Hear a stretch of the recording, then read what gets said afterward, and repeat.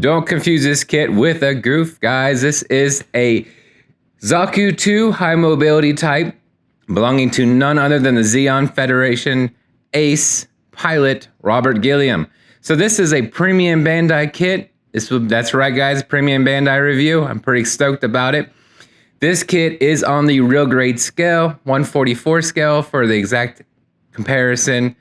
This kit's frustrating on so many levels. It looks beautiful, frustrating work, but we'll get into that. This is Dad Life Gunpla, and right now we're going to the unboxing. So as we fade in here, you can see just the standard premium Bandai look.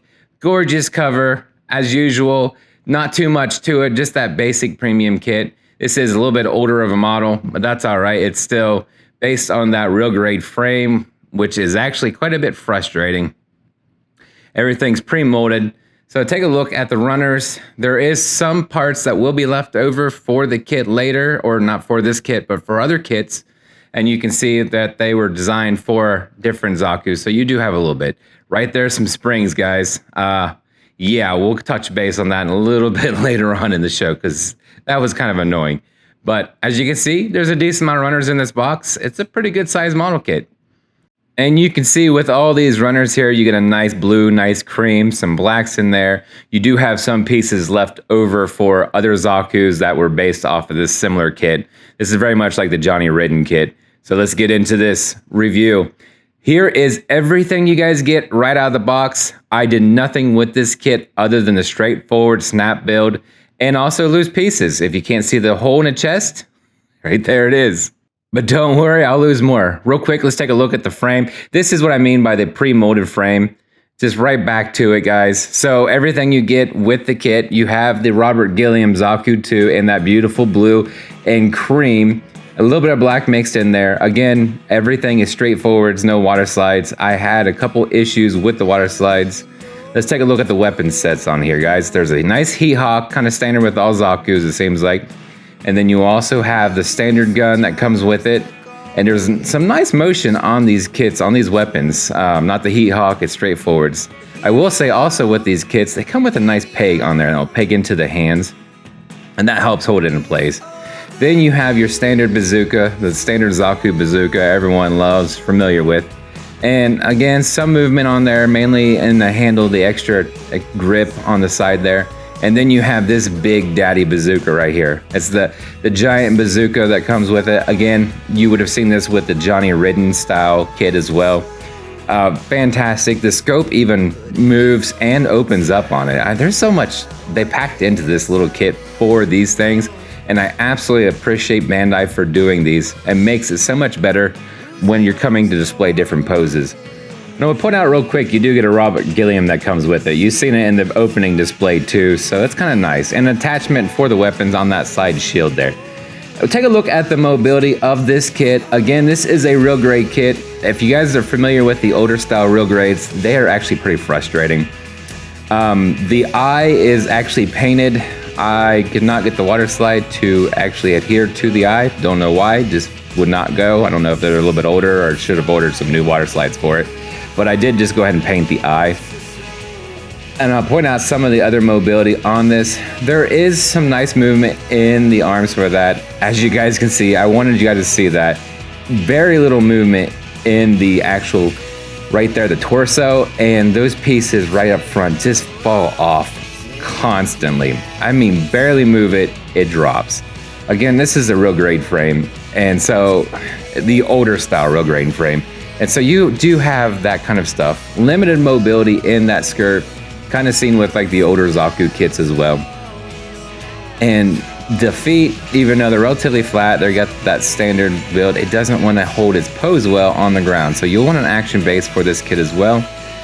A little bit of range and a little bit of movement in the back. You do have a nice bend of the knee. And I want to point out, those are springs right there, guys.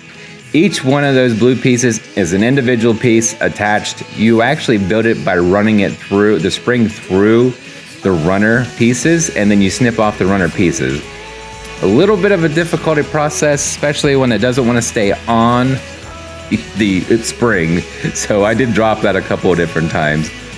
As you can see too, with the kit, you'll notice that there's now 2 holes in the chest because there's 2 individual little panels that go on there. And yeah, so every time this thing got bumped, they fell out. And I would say eventually I lost at least one to the carpet gods, and then the other one I did eventually just take out because I knew it would end up in the same fate.